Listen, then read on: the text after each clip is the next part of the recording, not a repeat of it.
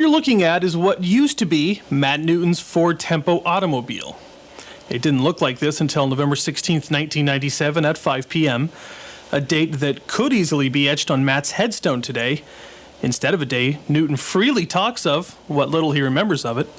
Basically what happened, we were traveling down the 57, and it was dark at this time, and there's a 22-foot trailer got unhitched from a construction truck and was sitting almost across 2 lanes, and we're going 55, 60 miles an hour, and almost got around it, but it completely crushed the car and totaled the car, as you could tell.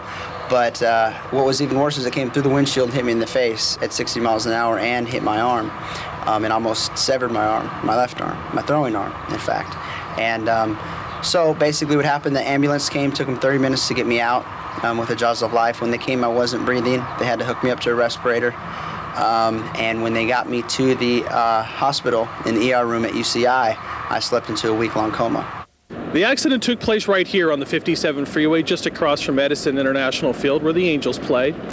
The injuries that Matt sustained on that November night were so severe that doctors had to completely reconstruct his face.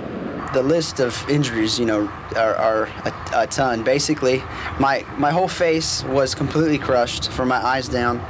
My jaw was not only broken, but crushed in 3 places, was coming out of my face. Like I said, every bone in my face from my eyes down was crushed to the point of it was pulverized. There was no bone left. They had to reconstruct my whole face with cranium bone and connect it with over 10 titanium plates and stuff like that, which many I still have in my face.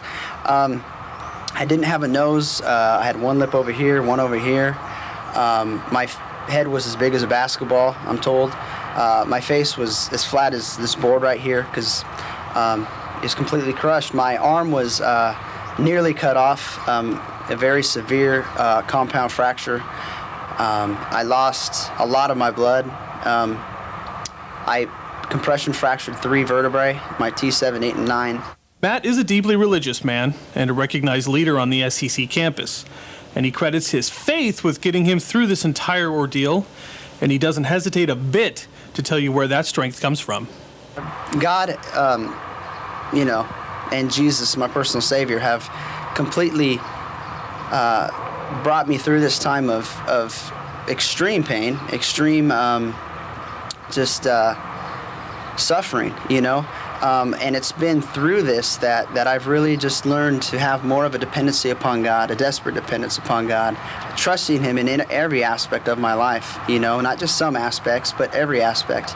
And in doing that, He has completely used this situation, what was meant for so evil, to touch so many people.